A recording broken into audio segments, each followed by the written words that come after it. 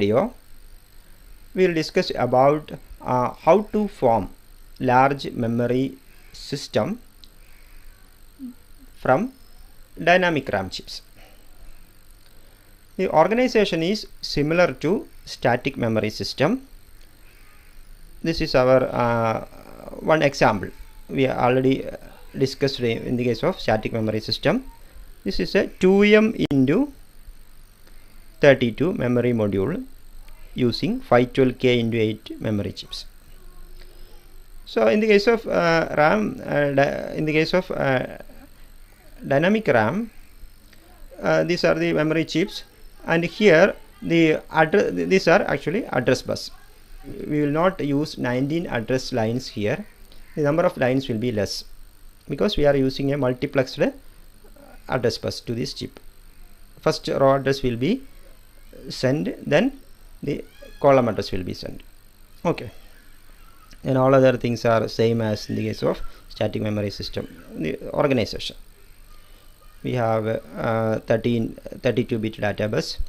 Okay, then 2-bit decoder is used to select any of the row from the set of rows. Okay, then the dynamic memory system will be used to implement our main memory in the case of a computer system, and we have to use the main memory requirement will be more as compared to cache memory, so we need to use a number of memory chips. And if you are placing the DRAM chips on the motherboard, directly on the motherboard, then that will occupy large amount of space on the motherboard. Then also it will be difficult for future expansion. This is one old generation motherboard. In that case, all the memory chips are arranged on the motherboard itself. That will occupy more space.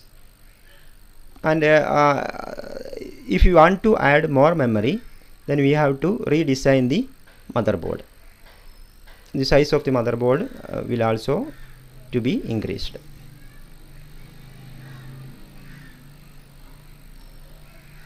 So that led to the implementation in the form of a memory modules into a separate card. Okay, that means assembly of several memory chips on a separate small board that plugs into a single socket on the motherboard.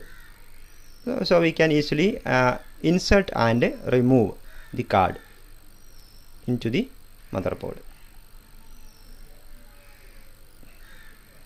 First it was designed as a SIM, single inline memory module.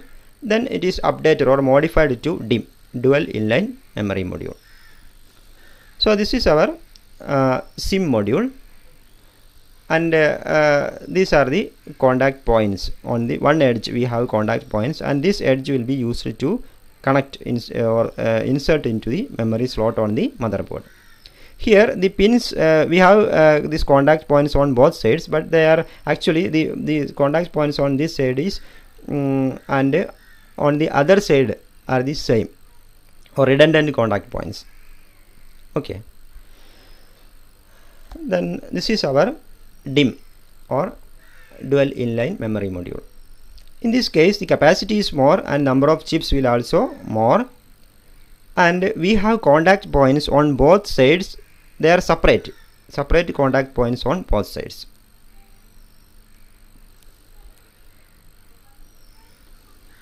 Then how CPU will interact with our memory cards? For that purpose, in between the CPU and memory slot, we will insert our memory card into memory slots present on the motherboard. Okay, there will be a memory controller hub that will be present inside the north bridge chip of the chipset. We have a north bridge chip and a south bridge chip. This north bridge chip will be mainly used for memory controller, memory purpose, and south bridge chip is for providing ports and connectors for IO devices. Okay, that will also called as IO controller hub. So this is significant in our case, north bridge chip that contains the memory controller hub. That will help for the CPU to interact with the dynamic memory system. This is our memory slots, and our primary memory will be mainly connected through these memory slots.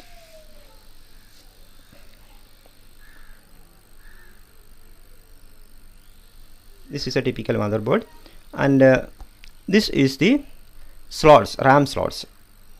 In this case we have 4 RAM slots, and we can easily insert or remove our memory cards into these slots with the help of some jack like mechanism. Here some connectors will be there, some to lock the card into our motherboard, and we can easily remove the card.